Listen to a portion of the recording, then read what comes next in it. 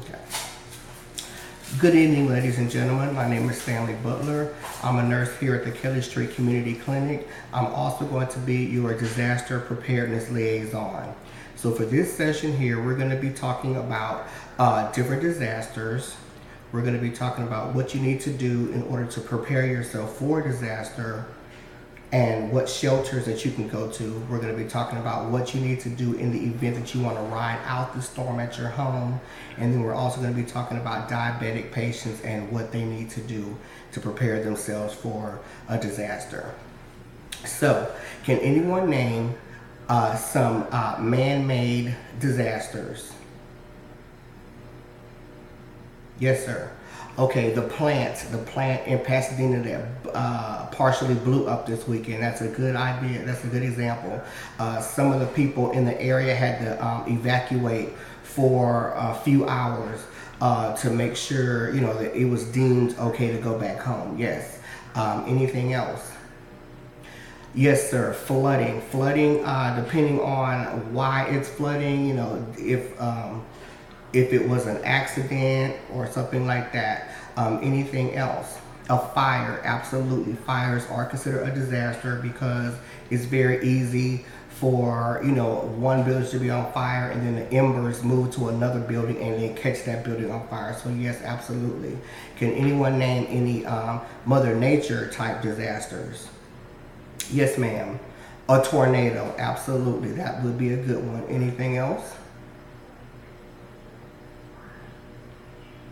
Earthquake, yes, an earthquake is a good one. My sister lives in California, and she talks about the earthquakes all the time. So it seems to not bother her anymore, but you know, that's on her.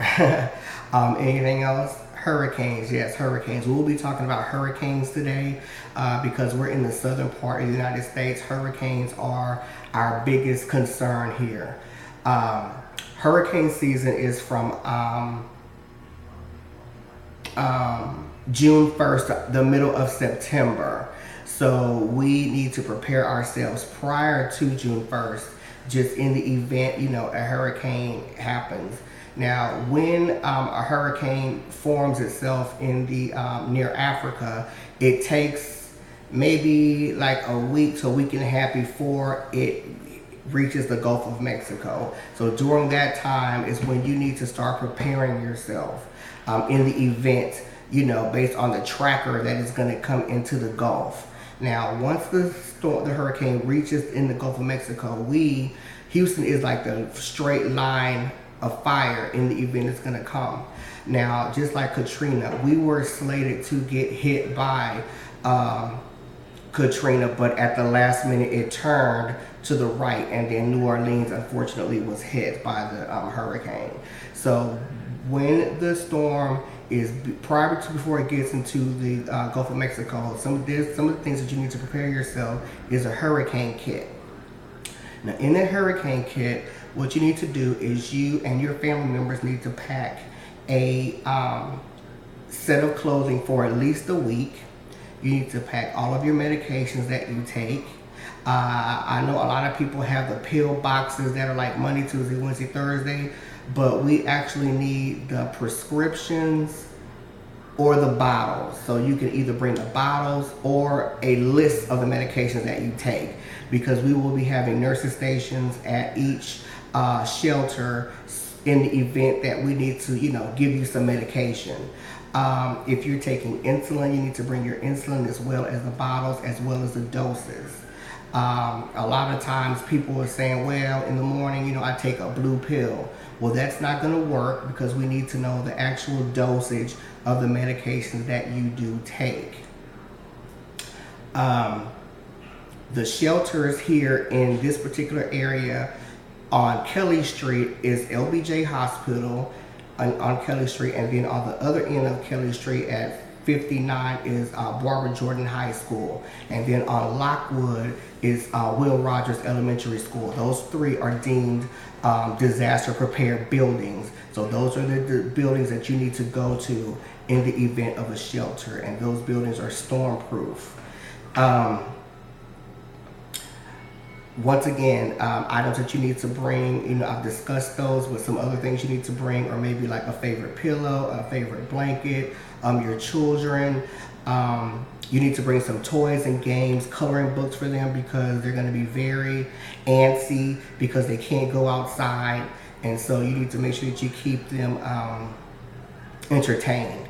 Now, as far as your cell phone, you need to make sure you bring your cell phone with the charger. You need to bring important paperwork, your ID cards, birth certificates, school paperwork, and all of that in the event that your house is damaged during the storm. So you'll have, you know, those things right there. Also, a good idea is to take some fabric and tape onto everybody's clothing a telephone number of someone that lives outside of the storm area, be it, you know, your aunt or your uncle or cousin. So in the event that you all get separated, then everybody knows to call this number so you can reach that person, so that person can tell you, hey, you know, your mom is at blah, blah, blah place, and so everybody can get reacquainted. So that's a very good idea of what you need to do in order to get separated, because I know in Katrina, a lot of people were separated because that's one of the things that they really did not have time to do. Had they had the time, then maybe perhaps they might have been able to, you know, locate their family members. Now, by law, we cannot make you leave your house. So it is against the law for us to say, hey, you have to leave. So for the people that want to ride out the storm, then it is very important that there are some things that you need to have. You need to make sure that you have plenty of water. That's for you to drink, as well as for you to use to flush the toilet, because you want to keep the sanitation down and keep the odors down when you go to the restroom. You want to flush your toilet at least once an hour, even if you don't use it, just to keep the sanitation from backing up into your system. Because with flooding, the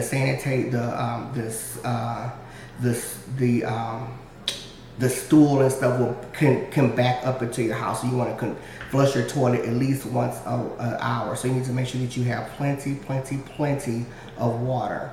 You need to have a battery operated radio. Not one that works in the plug, because your electricity could be out. So you need a battery operated radio. You can go to LBJ Hospital. You can go to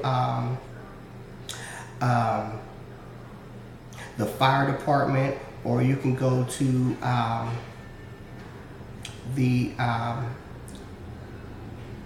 one of those two places in order to get those battery operated radios. Because you need to be able to keep up with what's going on in the city. Your cell phone needs to be charged. Now remember, during a storm, the cell phone lines are going to be, you know, are down, and everybody's going to be trying to call each other. So it's a better idea to text each other as opposed to calling, because texting doesn't use the battery as fast. And you know, if your electricity out, you do not want to use your cell phone, you know, playing games and trying to call people, because your battery is going to go down very quickly. You need to get yourself an ice chest, and if you can, get some dry ice. I know Fiesta on Kelly Street and Lockwood sells dry ice. So you need to get yourself some dry ice, like a couple of scoops of dry ice, and you can put it in your cooler and cover it up with a few towels, because you don't want that dry ice touching your food, because it can burn. Remember that dry ice is like minus 25 degrees, so you don't want to touch it, nor do you want to get your food contaminated with that.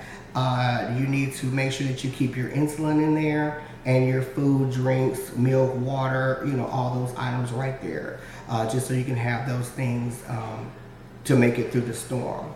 Now remember, in the event that the storm gets so bad to where you decided, okay, hey, I'm ready to go to a shelter, you have to understand that we cannot guarantee that we're going to be able to get to you. The city bus, Metrolift, Uber, the cab, none of that is going to be working during an actual storm. So Once you make that decision that you're going to stay at your house, then unfortunately you're going to be, more than likely you're going to be stuck, because the fire department or the ambulance is not going to put themselves at risk to come and pick you up. Okay.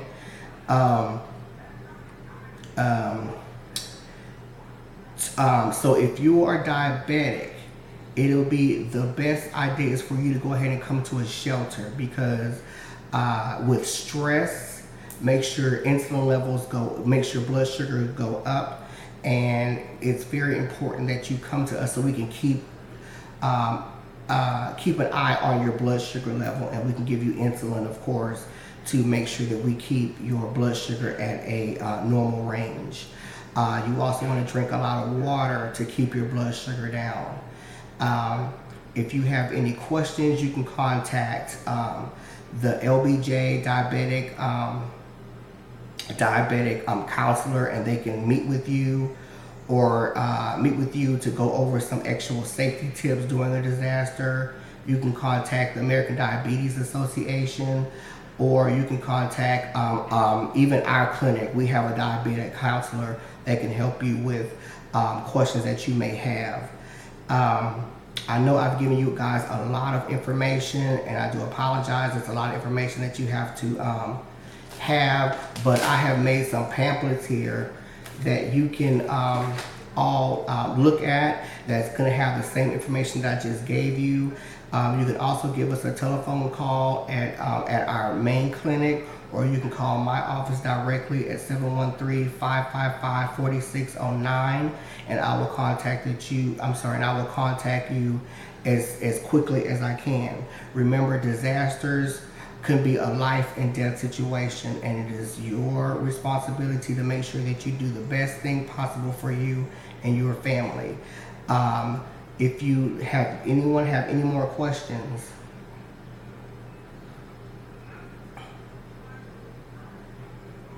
yes, ma'am. The question was, if you go to LBJ to get more medication, will that be counted as a copay or on your Medicare? No, it is not, because at that point we will be in what's considered a disaster mode. And so therefore, say for instance, you got your pills filled 2 weeks ago, so you have 2 more weeks left. Well, in disaster mode, then we want to make sure that you have 30 pills. So LBJ is going to refill your prescriptions up to 30. So we make sure that you have enough medication to get through the disaster, and enough medications to get yourself organized once you go back home. So that's how that's going to work. Any other questions? Ma'am, that also goes with insulin, lancets, a glucometer. If any of those things you do not have, we will give you all of those things at LBJ, or you can come to our clinic here and we can give you the lancets and the glucometer. As far as the medication, you're going to have to go to LBJ. Now, if you get your medication at an outside facility, be it CVS or Walgreens, then they will fax their information to LBJ, and you can go to LBJ and pick up those medications. So all you have to do is just contact CVS, LBJ, hey, can you fax my information to LBJ? Or you can go to LBJ Hospital and they can contact them. So either way is fine, but we will make sure that you have everything you need as far as medications that you have to that you will be able to need for the disaster. Now, from what I understand, now I could be wrong, but the only medications that they're going to refill are blood pressure medications, diabetic medications, and psychotropic medications. Anything else is probably going to be on a case-by-case,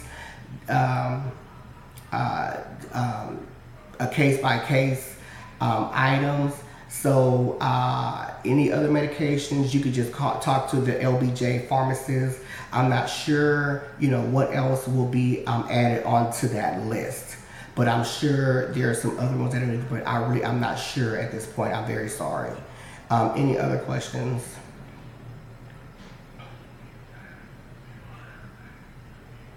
Yes, very good idea.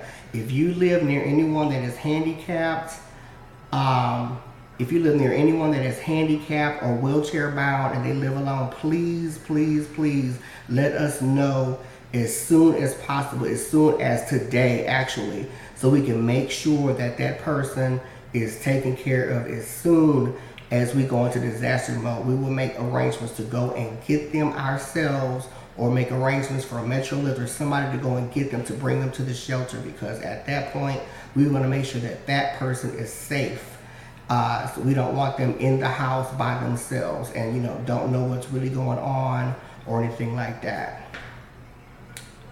Is there any other questions that I can answer for you?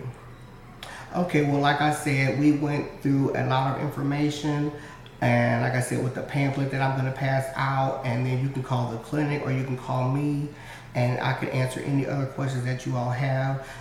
If you can step over to the side, we have juice, water, some vegetable trays, and some fruit trays. You all have a nice evening, and you guys take care. Bye.